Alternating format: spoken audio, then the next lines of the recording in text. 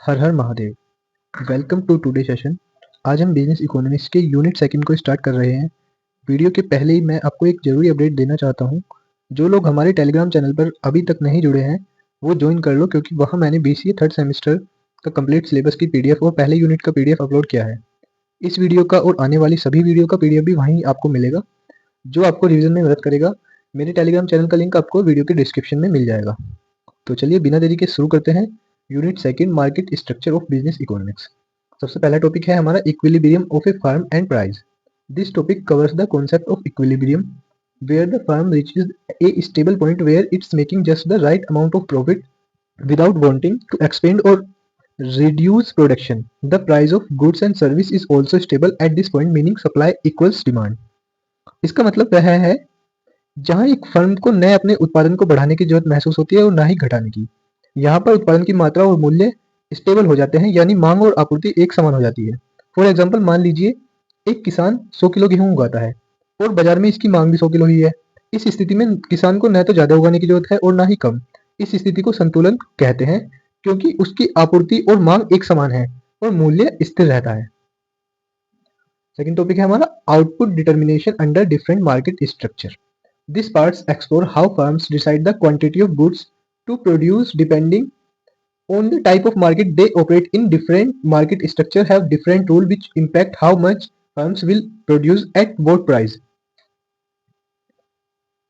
इस पार्ट में हम यह समझते हैं कि अलग अलग मार्केट में कंपनियां कितना उत्पादन करेंगी। हर बाजार का अलग नियम होता है जो कंपनियों के उत्पादन और मूल्य निर्धारण को प्रभावित करता है। फॉर एग्जाम्पल, मान लीजिए कि कोई कंपनी बाजार में फोन बना रही है। अगर वह अकेली कंपनी है तो वह चाहे जितना ज्यादा उत्पादन कर सकती है और मूल्य भी अपनी मर्जी से तय कर सकती है। लेकिन अगर बाजार में और भी कंपनियां हैं तो उसे बाकी कंपनियों के हिसाब से अपना प्रोडक्शन और प्राइस तय करना होगा। Perfect competition. In a perfectly competitive market, there are many sellers and none of them has enough power to control the price. Here the products are identical and firm just take the price given by the market.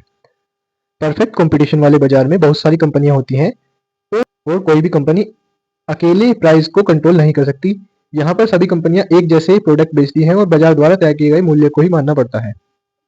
For example, सब्जी मंडी में बहुत सारे सब्जी वाले होते हैं जो आलू बेच रहे हैं और उनके आलू एक जैसे हैं, इसलिए ग्राहक किसी से भी खरीद सकता है। यहाँ सब्जी वाले अपने आप मूल्य तय नहीं कर सकते, अपने आप प्राइस तय नहीं कर सकते, उन्हें मंडी के बाजार में तय कीमत ही माननी पड़ती है। Monopoly. A monopoly is a market where a single firm controls the entire market. This firm set the price and control the supply of product because there are no competitor. Monopoly वह स्थिति है जहां सिर्फ एक ही company पूरे बाजार पर कब्जा करे रखती है। इस स्थिति में वह कंपनी प्राइस और प्रोडक्शन की डिमांड को कंट्रोल करती है, क्योंकि उसका कोई कंपटीशन नहीं होता। फॉर एग्जांपल, मान लीजिए किसी एक छोटे शहर में एक बिजली की कंपनी है। उस स्थिति में उस कंपनी की मोनोपोली है, क्योंकि कोई और कंपनी वहां बिजली नहीं बेच रही। ऐसे में वो कंपनी ही तय करेगी कि बिजली के लिए कितना चार्ज लेना है। तो मोनोपोली मार्केट में ये वाला गाना सूट होता है कि तेरे यार का तो कोई कंपटीशन ही नहीं। गाने को छोड़ते हैं, अगले टॉपिक की ओर बढ़ते हैं। Monopoly. A monopoly is a market where a single firm controls the entire market. This firm set the price and control the supply of product because there are no competitor. Monopoly वह स्थिति है जहां सिर्फ एक ही company पूरे बाजार पर कब्जा करे रखती है। इस स्थिति में वह कंपनी प्राइस और प्रोडक्शन की डिमांड को कंट्रोल करती है, क्योंकि उसका कोई कंपटीशन नहीं होता। फॉर एग्जांपल, मान लीजिए किसी एक छोटे शहर में एक बिजली की कंपनी है। उस स्थिति में उस कंपनी की मोनोपोली है, क्योंकि कोई और कंपनी वहां बिजली नहीं बेच रही। ऐसे में वो कंपनी ही तय करेगी कि बिजली के लिए कितना चार्ज लेना है। तो मोनोपोली मार्केट में ये वाला गाना सूट होता है कि तेरे यार का तो कोई कंपटीशन ही नहीं। गाने को छोड़ते हैं, अगले टॉपिक की ओर बढ़ते हैं। Monopolistic monopolistic competition. In this type of market, there are many sellers, but each of one sells a slightly different product. Thinks of clothing brand, many brands sell clothes, but each has a unique style. Firm have here some control over prices. Monopolistic competition, इस तरह के बाजार में कई कंपनियां होती हैं, लेकिन हर कंपनी का उत्पाद थोड़ा अलग होता है। जैसे कि कपड़ों के लिए ब्रांड्स, बहुत सारे ब्रांड्स कपड़े बेचते हैं, लेकिन हर ब्रांड का अपना खास स्टाइल होता है। यह कंपनियां अपने उत्पाद के दाम को कुछ हद तक कंट्रोल कर सकती हैं। फॉर एग्जांपल, कई मोबाइल ब्रांड्स हैं जैसे एप्पल, सैमसंग, शाओमी आदि। सभी मोबाइल बेचते हैं, लेकिन हर ब्रांड का मोबाइल अपने आप में अलग होता है थोड़ा। जैसे फीचर्स और डिजाइन। यहाँ पर कस्टमर के पास चॉइसेस होती हैं और कंपनी अपनी खासियत दिखाकर अपने प्रोडक्ट के दाम को कुछ हद तक कंट्रोल कर सकती है। Oligopoly. An oligopoly is a market structure where a large few firms dominate the market. These firms may collaborate to set prices or they completely decide. Oligopoly वह बाजार है जहां कुछ कंपनियां बाजार में हावी होती हैं। ये कंपनियां या तो मिलकर मूल्य तय करती हैं या फिर उनमें कड़ा कंपटीशन होता है। फॉर एग्जांपल पेट्रोल कंपनी जैसे इंडियन ऑयल, भारत पेट्रोलियम और हिंदुस्तान पेट्रोलियम, ये 3-4 बड़ी कंपनियां ही देश में पेट्रोल बेचती हैं। वो या तो आपस में मिलकर पेट्रोल के दाम तय कर सकती हैं या फिर इन्हें दाम घटाने बढ़ाने की या फिर इनमें दाम घटाने व बढ़ाने में कंपटीशन हो सकता है।